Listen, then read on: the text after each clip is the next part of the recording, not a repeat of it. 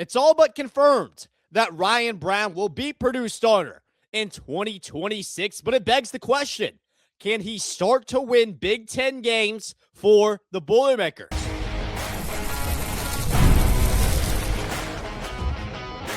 You are Locked On Boilermakers, your daily podcast on the Purdue Boilermakers, part of the Locked On Podcast Network, your team every day. Hello and welcome into another episode of Locked On Boilermakers here on the Locked On Podcast Network. Now, the number one sports podcast network where it's your team every day. I am your host.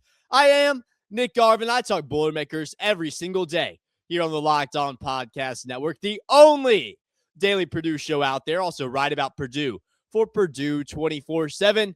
And we got a fun episode because we're talking Ryan Browne today, and more specifically, is he the future of Purdue football? It looks like he is, but with that, can he start to win some conference games for Purdue? So we'll definitely get into that today. We'll give an overall recap of how the transfer portal is going right now for the Boilermakers. Is Purdue winning the portal compared to where they were last year? Then we'll finish off today's episode with some Boilermaker buy, sell, hold. But today's episode is brought to you by our friends at Game Time. Download the Game Time app, create an account, and use code LOCKEDONCollege for $20 off your first purchase. With that being said, I want to talk about Ryan Browne today. And the reason why I want to do that is I felt like there was a lot of question marks surrounding Ryan Browne in terms of the role that he was going to have next year. Specifically, is he going to be the starter? Is Purdue going to bring somebody else in? But with that, with Ryan Browne saying that he's staying at Purdue, he's sticking around, is he capable of being the future quarterback? Is he capable of bringing this program back from the rock bottom? Is he capable of winning a conference game or conference games for Purdue? And hopefully I'm able to answer some of those questions for you guys today. But what I feel like this ultimately comes down to, and more than just Ryan Browne, the quarterback, more than who he is as a player, and we've seen him through 2 years. Yes, his freshman year didn't really get to play a whole lot, but has a big game against Illinois. We are sitting here and saying, can Ryan Browne be that guy that pulls us out of the bottom, that can take us back to the Purdue of old, to the Jeff Browne era, those winning ways that Purdue used to have, right? That's what people thought in terms of Ryan Browne after that performance against Illinois. And then going into the offseason, he hits the transfer portal, jumps back after Barry Odom gets here, is announced the starter after a long offseason battle with Malachi Singleton. And then you sit there at the beginning of last year and you think, if Ryan Browne is here, if he's the starter, and if this coaching staff is locked in on Ryan Browne, well, surely he's capable of winning some games. And early on in the season, it felt that way. With that Browne Branch connection early on in the year against Ball State, it felt like this was a team that was definitely capable of at least winning 1 or 2 conference games. But then you actually get into conference play, and you start to see with Ryan Browne, as good as he played against teams in Southern Illinois and Ball State, as soon as we got to those conference games, he just kind of fell apart. And last year, the differential between touchdowns and interceptions for him was not good. It was 10 interceptions to 9 touchdowns. Anytime you're throwing more interceptions than touchdowns, that's not good. And I feel like it took a lot away from Ryan Browne, a lot of that potential that we saw, because he just didn't play good at all last year when he needed to play good. There were moments where he shined and he was able to complete his passes, but down to the wire. And we saw that in games like Rutgers, games like Minnesota. He would just find times to turn over the ball where it felt like it was the worst possible time. And that genuinely did cost Purdue conference wins last year. Ryan Browne cost Purdue conference wins last year. So going into this next year, going into 2026, where you want to bounce back, you want to find some type of success, because in all truthfulness, Barry Odom's job is probably on the line next year if you perform the way you did in 2025 and you elect to bring Ryan Browne back. There are going to be some question marks surrounding that, whether he's going to be able to perform, whether he's going to be able to turn things around after he wasn't capable of doing it last year. So a lot of that comes back down to just this new era where you have to try to find some way to get out of the hole that has been built from the administration at Purdue, from Ryan Walters, you need to find something. And we thought that Ryan Browne might be the answer after last year.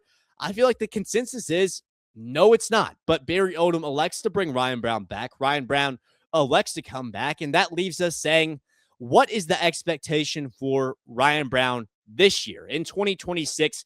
What is he going to be able to do? Is he going to be able to win games for Purdue? And I think that the answer to that question is a little bit more complicated than it seems surface level. Because, yes, Ryan Browne, in my personal opinion, he just probably is not going to turn into that top 5 quarterback that I feel like a lot of people may have expected, maybe not expected, but had hope for going into last year, or just hope that for his development, he would turn in that top 5 guy in the Big Ten.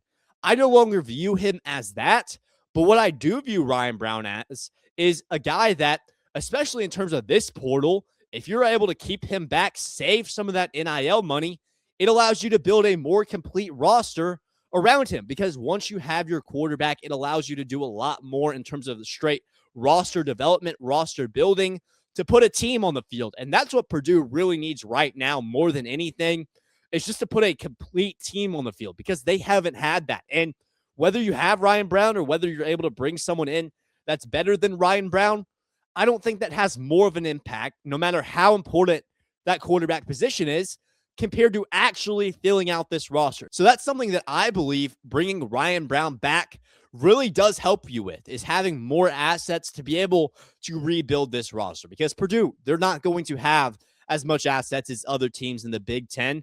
If you got to stay with Ryan Browne to build up that roster, you have to stay with Ryan Browne to build up that roster. But with that being said, I don't necessarily know if the identity that Purdue is trying to build it going into 2026 is going to force Ryan Browne to play as poorly as he did last year. Because if you look back to last year, Purdue, they just couldn't get anything going in the running game early. And when you look at what Barry Odom has wanted to do over his career, what he specifically wanted to do at Purdue was building up a running attack behind a really solid offensive line where you can throw some play action in there. If he's in a better situation to succeed, Ryan Browne may be a quarterback that's capable of managing games, quarterback that's capable of not just losing games, but winning games down the wire. I think that if Barry Odom in this Purdue team is able to build up this roster, build up guys like Jerrick Gibson, build up this offensive line with serious power forward guys to flip the trajectory of this team in the trenches, Ryan Browne will be better for it. So yes, it's not the flashy guy. And after last year, I understand why a lot of fans are out on Ryan Browne.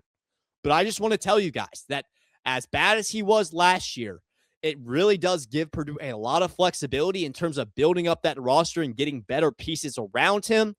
But with that, with those better pieces, it also allows Ryan Browne to not have to play through as much pressure as he did last year, not have to sling the ball as much as he did. And with that, hopefully the turnovers go down. If that does happen, I do see Purdue winning a couple of conference games next year. I don't think that a switch is going to be flipped and this program just magically turns things around, because that's just not realistic. But what I am saying is that with Ryan Browne, you at least have a piece that you can build upon. With Ryan Browne and not having a guy that you have to fight with, not having a quarterback battle all the way down until a week before the season, I think that'll benefit Ryan. I think it'll leave him in a better position. And I do think that he's in a better spot right now than where he was at this point last year.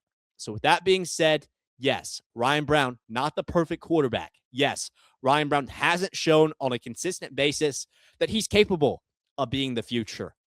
But what he is he's a good, low-cost quarterback that may be a building block going into the future for Barry Odom and this Purdue football team. So, yes, we're still going to have to see what Ryan Browne can become, but as of right now, it's the right decision to keep him around as the starter. But in the next segment, we're going to talk about the transfer portal as a whole. What's happened so far? If you guys haven't been here for the daily recaps, I'm going to get you guys all situated. Find out, is Purdue winning the portal compared to where they were last year? Well, that's coming up here next on Locked On Boilermakers. But first, a word from our friends at Wayfair. The new year is here, and it's the perfect time to reset your routine and refresh your space. If you're spending more time at home, you might as well love how it looks and feels, and that's why you should turn on over to Wayfair. It's a one-stop shop for getting your home back on track, from bedding and mattresses to storage solutions for every room. Wayfair makes it easy to start the year fresh, and they have everything you're going to need for a full home refresh, all in one place. Whether you're updating your living room, organizing your space, or upgrading your work from home setup, Wayfair's huge selection makes it easy to find exactly what works for your style and budget. I picked up new bedding and accent pillows from Wayfair. It completely changed how my bedroom feels. It's cleaner, calmer, and more put together. I want you guys to get organized, refreshed, and back on track this new year for way less. So head on over to wayfair.com right now to shop all things home. That's WAYFAIR.com. Wayfair, every style, every home. It's time to talk about the portal. In case you guys have missed it, let's talk about what Purdue has done so far, who's left, and if they're on a good trajectory to be where they need to be going into 2026. But before we get to that, I want to tell you guys about a couple cool things. So first of all, it's my first season here on Locked On Boilermakers. If you guys are new here, like what you see, or just haven't hit that subscribe button yet, I'm on the chase to 1,000 subscribers. It's a huge milestone for me. If you guys could hit that subscribe button, it would mean a ton. And then the second thing, of course, Locked On Boilermakers and the Locked On Podcast Network are rolling out the Everydayer Club. If you're an everydayer, I want to say thank you.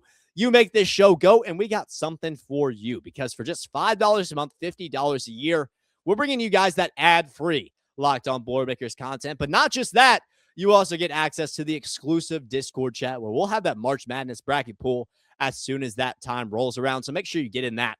I'll leave the link down below in the description. But without further ado, let's hop into some portal action. What's gone down, where Purdue's at, who we brought in, who we've lost, everything from the portal, and we'll figure out, do I believe Purdue is on a good trajectory to succeed with where we're at right now? So I think I want to get you guys refreshed just in case y'all haven't been around. Talk about who's outgoing, because now Purdue is up to 20 outgoing transfers from last year's team. We've also had 3 players withdraw their transfer, elect to stay at Purdue.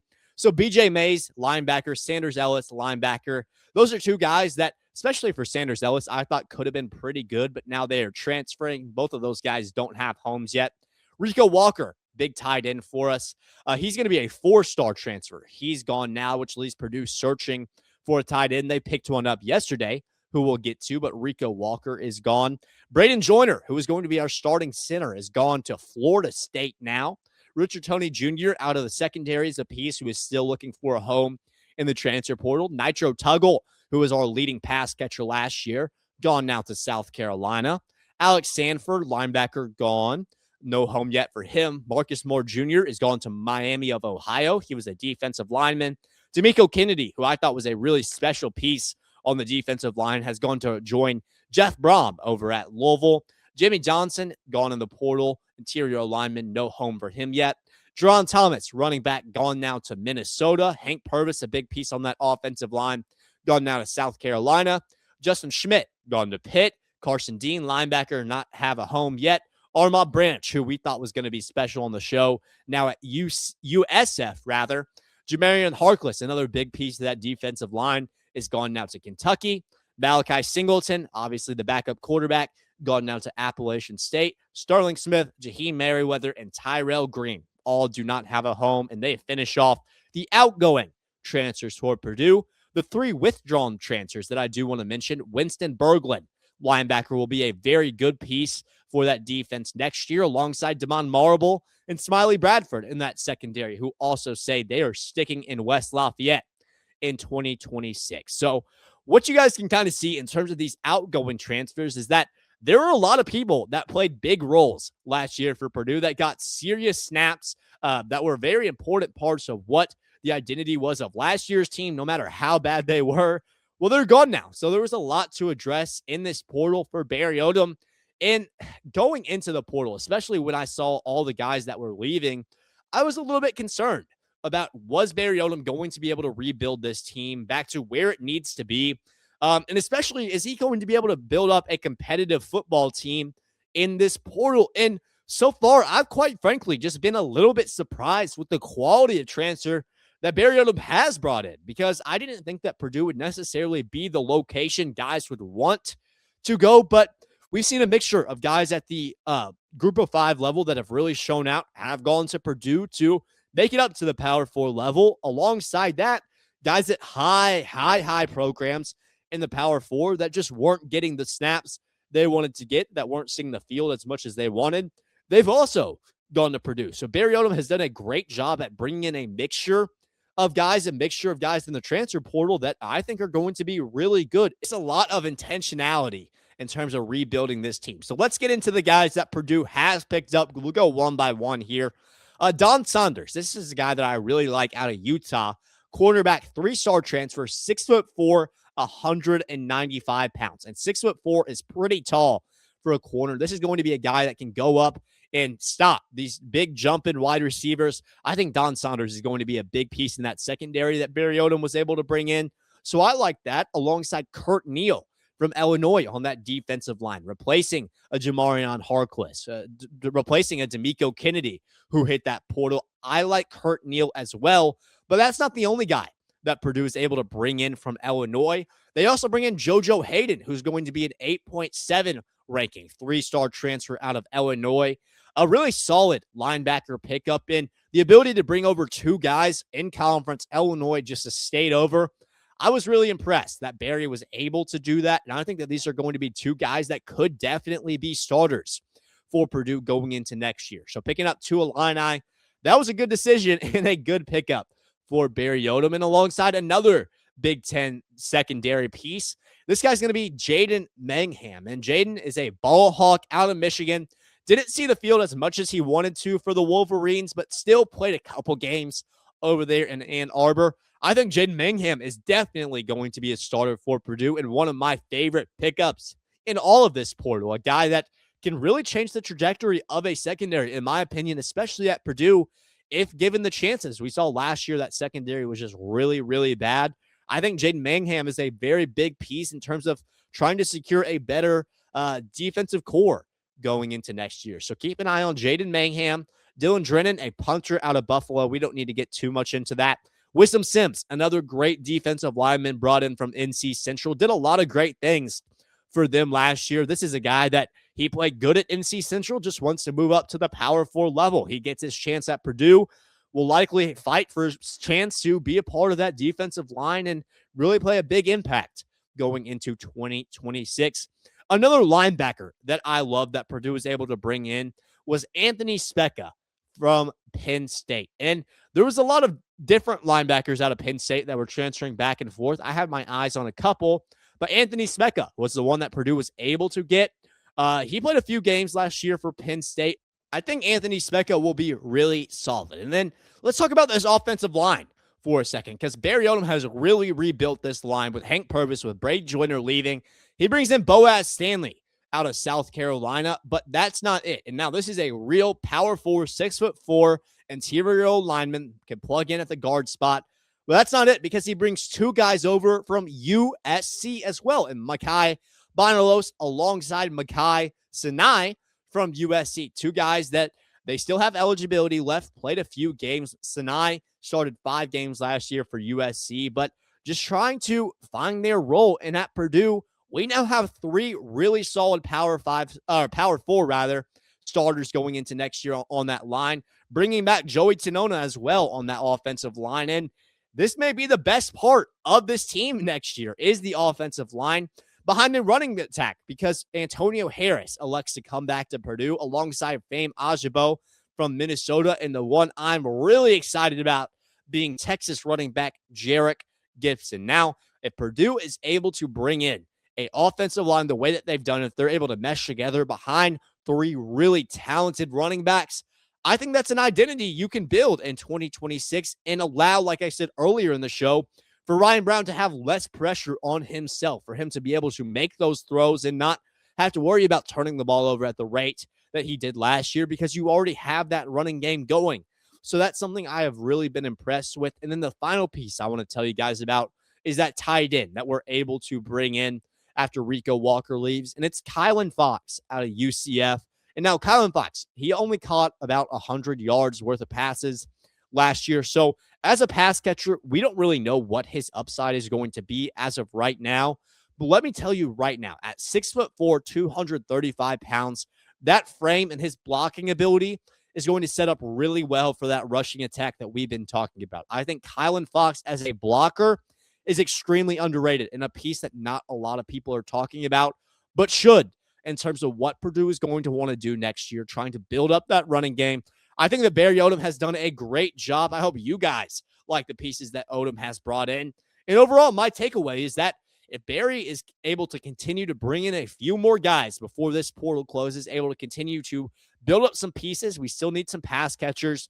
We still need a couple pieces on that defensive line. But outside of that, if he's able to keep this roster how it is and really develop these guys, build it into a real team, unlike last year where you just have to bring in a ton of guys because of how many people you lose. But if this year, if he can do things the right way, build this team into a squad where running heavy behind that strong offensive line with your running backs, I think Purdue may not be a bowl team next year, but they're definitely capable of breaking that conference game losing streak, or at least that's what I hope. So I'm going to carry a little bit of optimism into this next season. But for the final segment today, we're going to do Boilermaker, buy, sell, hold. It'll be football. It'll be basketball. So make sure you stick around for the final segment of Locked On Boilermakers. Buy, sell, hold coming up here next. There's nothing like college football season. Tailgates, packed stadiums, and being right there in the middle of it all. The energy, the bands, the moments you remember forever. But actually getting tickets, well, that part used to be frustrating with long queues, logins, and prices jumping at the checkout. Well, that's why Game Time gives the advantage back to the fans, because it's the easiest way to unlock amazing college football tickets and experiences in just a few taps. But it's not just for college football, because Game Time can get you into Mackey Arena as well. And if you're a Purdue fan like me, you know how difficult it can be to get into Mackey. But this winter, Game Time makes it so much easier to get into Mackey Arena. It's the only way I get into Mackey with the fees up front. You know exactly what you're paying for, and it makes the whole process stress-free. So take the guesswork out of buying college football or basketball tickets with Game Time. Download the Game Time app, create an account, and use code LOCKEDONCollege for $20 off your first purchase. Terms apply. Again, that's code LOCKEDONCOLLEGE for $20 off. Download the Game Time app today. Final segment of today's Locked On Boilermakers. That means it's time for Boilermaker, buy, sell, hold. And if you don't know how this works by now, I got 4 questions. 2 football questions for today, 2 basketball. If I believe in it, I'm saying buy. If I don't, I'm saying sell. If I need a little bit more time, we'll come back to it in a later week, and I'll call that one a hold for now. But I got 4 questions, like I said. And let's start out with a football question. It's going to be, is Jerrick Gibson the most important transfer portal addition for Purdue? And this is one that, while I do want to say buy, because I truly do believe that he is that guy. I think that Jerrick Gibson can be the most important transfer portal addition for Purdue, because that's the impact that he can make, probably being that starting running back going into 2026. It's just so hard to say that right now with all the guys that are brought in. We got that huge offensive line, all the pieces there. You got the defense that desperately needed to be rebuilt. So I'm going to say hold on this one, and it may be a little bit of a cop-out. But I think that Jerrick Gibson is certainly a top 5 transfer portal addition for Purdue this year. He may even be a top 2 this year. But in terms of the importance, we're going to have to hold on that one a little bit just to see what happens on the field, what happens as this team starts to be built together. But right now, he looks incredibly important. I do have to say hold on that one. Though, for the second question, it's going to be, is Ryan Browne the guy at Purdue, or is he the answer for Purdue at quarterback? And this is going to be one that I do say sell on, and not for the reason you think. So I do think that Ryan Browne is the answer in terms of he's got to be. He's got to be the answer at quarterback for Purdue, because he's their only answer. Now, do I think that Ryan Browne is the best quarterback? Do I think that there's a quarterback or quarterbacks out there that would be better suited for Purdue? Absolutely, I do. And there's quarterbacks out there I think would give Purdue a better chance at winning. So that's why I say sell. But with that being said, like I said to start out this episode, he's the answer at quarterback for Purdue. He was the only option in terms of still building a roster and not having to pay all the NIL you don't have to secure a quarterback that we don't know about. So Ryan Browne, I don't think should have been, or not necessarily should have been, but I don't think he was the best option at quarterback. He was the only option at quarterback for Purdue. So I'm going to say sell on that specific question.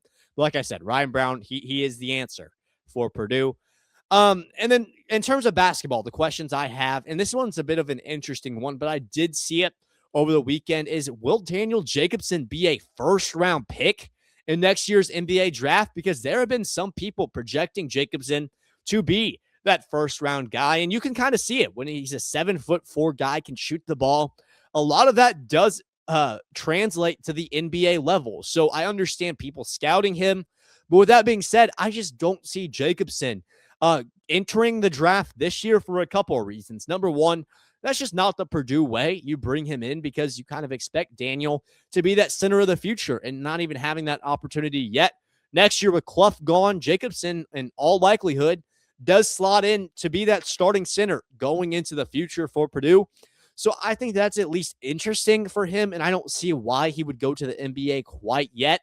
But also with that, I do think that in terms of where he needs to get to be NBA ready, he's got to build up some muscle, and that means you get in the weight room, you eat at that college level cafeteria. He'll certainly get there, but you think about it, coming off an injury last year, it's tough for him to really get to where he needs to be. But Jacobsen has all the skill sets, and there's no doubt in my mind that he'll be an NBA player one day. I just don't think that he's going to join the NBA, or at least join the draft next year. That's not something I think. So I'm going to say sell on Jacobsen being a first-round pick next year. But the last question that I have, and we hit on this yesterday, but does Purdue have full control of the Big Ten in terms of basketball? And this is one that I'm going to buy. I do think that Purdue has full control of the Big Ten right now, with Michigan losing to Wisconsin and Nebraska hanging around, but almost not playing anyone quite yet, about to go into that tough stretch. They do have a win over Michigan State, but haven't played Michigan's, haven't played Purdue's. I think that Purdue's in a very good spot with a game ahead of Michigan to control this Big Ten conference the rest of the way, going into the end of January, going into February. I really like where the Boilermakers are right now. Not a lot of people are talking about it, but Purdue really does control the way that this Big Ten is going to go this year. But that was this week's Boilermaker Buy, Sell, Hold. I appreciate you guys joining me. And that's all I got for you guys today. So with that being said, I appreciate you guys once again for making Locked On Boilermakers your first listen today. For your second listen, make sure you check out Locked On Big Ten with Craig Sheeman. Great listen over there, breaking down everything from the rivalries to the championships, every game in between. Make sure you check out Locked On Big Ten. Make sure you check out that Everydayer Club. If you're an Everydayer, I appreciate you guys more than you could ever know. I'll have that link set down below. But that's all I got. So with that being said, as always, boiler up, hammer down.